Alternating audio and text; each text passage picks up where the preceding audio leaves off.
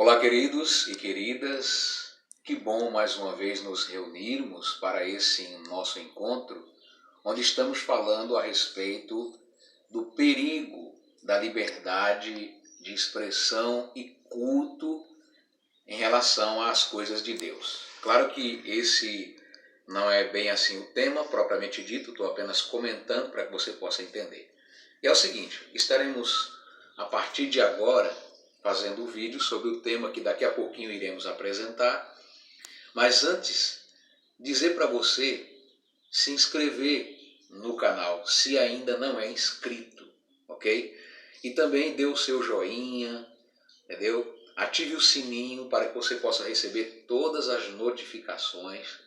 Vale a pena você fazer isso, tá certo?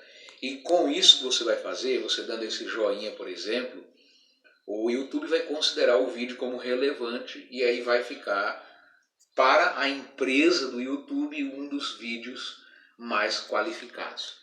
É assim que a gente tem que traçar o perfil, né? Fazer o acontecer, um ajudando o outro, certo? Então, faça isso, entendeu? Não se preocupe que você, na verdade, só tem a ganhar, você não perde nada. Eu garanto a você e vale a pena. Assista o vídeo até o final, porque o nosso tema vai começar a partir de agora. Convide seus amigos, todos aqueles que você conhece, que você entende que deverá ouvir a mensagem a seguir. Pausar gravação. Bom, o vídeo de hoje tem como tema o perigo da liberdade de expressão e culto a respeito de Deus. Briga sobre Deus não é conveniente. Você está lembrado, né? Você está lembrado. O tema vai ficar bem na descrição. Quando eu colocar, você vai ver. Quando você olhar para o vídeo, já vai estar lá inscrito. E o que acontece? Nós temos falado no vídeo anterior a respeito do perigo entre a igreja e os desigrejados com relação a determinados temas. Naquela ocasião falamos sobre a questão de trindade, um dos pontos. Porque a igreja, e nesse caso aí em especial eu me dirijo à igreja adventista do sétimo dia, a igreja tem agido de forma nécia com relação aos desigrejados. Isso porque os desigrejados também agiram de forma nécia com a igreja. Assim, na verdade, tem havido uma disputa entre igreja e desigrejados. E não é esse o desejo de Deus e não é essa a igreja que o mundo espera. Você sabe disso que eu estou falando. O mundo tem procurado uma igreja onde eles veem que Deus está ali e que esse tipo de defeito não deveria existir. Você sabe por que muita gente sai da igreja para o mundo e não volta mais para Deus? Exatamente porque a igreja não é perfeita. E as pessoas acham que a igreja tem que ser santa e perfeita. E elas não têm culpa de exigir isso de nós. A culpa está em nós. A culpa está no líder, a culpa está no membro. Então nós temos que ter esse cuidado. Temos que prestar bem atenção naquilo que fazemos, que dizemos, que somos. Por exemplo, eu também citei a questão de dízimos. Existem membros da igreja que não estão na igreja por causa do dízimo, porque são obrigados a dar o dízimo. Eles acham isso errado. A igreja, por sua vez, tenta explicá-los e lembrá-los que se eles não derem o dízimo, serão disciplinados.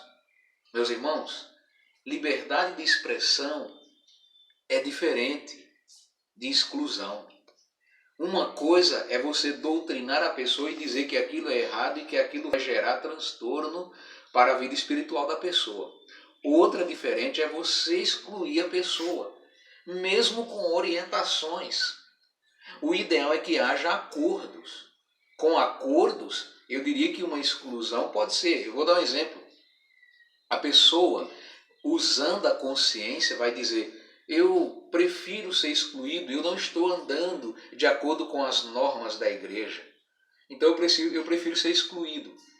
É assim que tem que ser. Mas se o membro da igreja não fala que quer ser excluído, então não tem por que ele ser excluído e autodisciplinado. Não tem condições que isso aconteça, meu querido, minha querida, por 3 razões óbvias. A primeira razão é que quem está na igreja porque entende estar servindo a Jesus. Se é a Jesus que a pessoa está servindo, por que a igreja vai excluí-lo sem o devido procedimento? Ou mesmo com o devido procedimento, mas incoerentemente, sem olhar para os prejuízos psicológicos das pessoas? Porque é isso que a igreja tem feito. A igreja tem tratado as pessoas psicologicamente de forma doentio, de forma agressiva. Tem sido ruim para as pessoas não entendem o que acontece. Aí a igreja age como se estivesse brigando de forma partidária, partidarismo político. Não, a igreja tem que ser santa e só quem fica aqui é quem é santo. Veja que situação. A igreja santa realmente existe, mas não se esqueça, na igreja tem trigo e tem joio. A recomendação do mestre é: deixa-os crescer juntos. Deixa-os crescer juntos. No tempo da colheita, aí sim tem que ser separado. Quando é o tempo da colheita? O tempo da colheita nessa situação é no fim dos tempos. Então tem que deixar crescer juntos o trigo e o joio na igreja. Agora, no caso de pessoas muito rebeldes, que não aprendem a respeitar, aí esses rebeldes precisam ser chamados à atenção com responsabilidade, com sabedoria, com eloquência, e só então eles poderão ser retirados. Caso eles não concordem com o bom princípio que gere o bom andamento. Para isso eu vou ler alguns casos da Bíblia em que geraram disciplina na igreja, que é a minha segunda parte do tema. Esse tema que nós estamos abordando é a parte 2. Entende?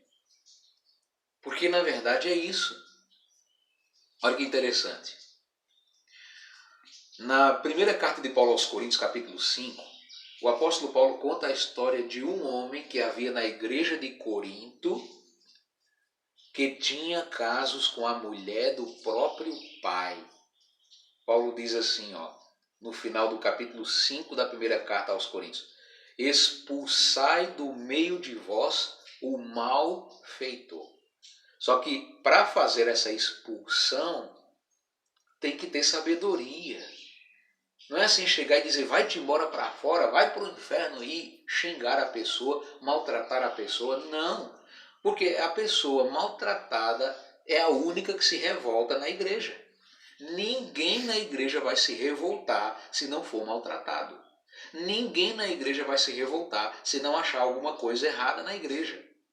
Digo coisa errada no contexto da gravidade do assunto, desses exemplos, no caso desse aqui. Existem pessoas que saem da igreja porque o adultério é mantido na igreja.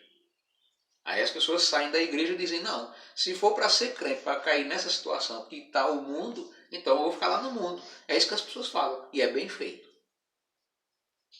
É bem feito para a igreja. Por outro lado, os desigrejados se desculpam. E uns, como dissemos, vai para o mundo e outros criam grupos. E esses que criam grupos, pretendem ser a igreja de Deus. Pretendem ser o povo incorruptível. Não é errado buscar a santificação. Mas a partir do momento em que se criam grupos, não pela mensagem, mas somente porque a igreja os excluiu, aí entra o pecado. Pecado de quê? Do partidarismo. Lembra do que Paulo fala? Nada façais por partidarismo ou vanglória.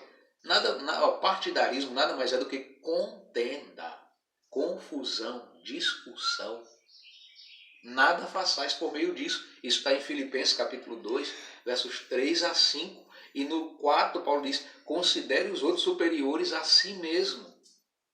E no 5 ele diz: tende em vós o mesmo sentimento que também houve em Cristo Jesus. Quando Jesus era excluído do templo, quando Jesus não era bem quisto no templo, ele mesmo saía muitas vezes. Porque realmente ele não era quisto, porque ele falava a verdade que doía nas costas dos líderes. E também doía nos membros. Os membros que eram a favor dos líderes desciam a lenha naqueles que não concordavam com a liderança. Está assim hoje também. Por isso que está existindo tanto desigrejado. Por isso tantas pessoas estão deixando a igreja. Porque as pessoas estão mais preocupadas. Os líderes da igreja. Enquanto as pessoas que saem da igreja ficam preocupados em maltratar a igreja, os líderes da igreja ficam preocupados em desconsiderar os seus antigos irmãos, cumprindo à risca o texto que eu vou ler aqui agora. O Grande Conflito, página 614, essa edição que eu estou lendo aqui é a de 1981. E diz assim lá o texto: ao aproximar-se a tempestade, uma classe numerosa que tem professado fé na mensagem do terceiro anjo, mas não tem sido santificada pela obediência à verdade, abandona sua posição, passando para as fileiras do adversário. Aqui a igreja diz que são as pessoas que saem da igreja revoltados.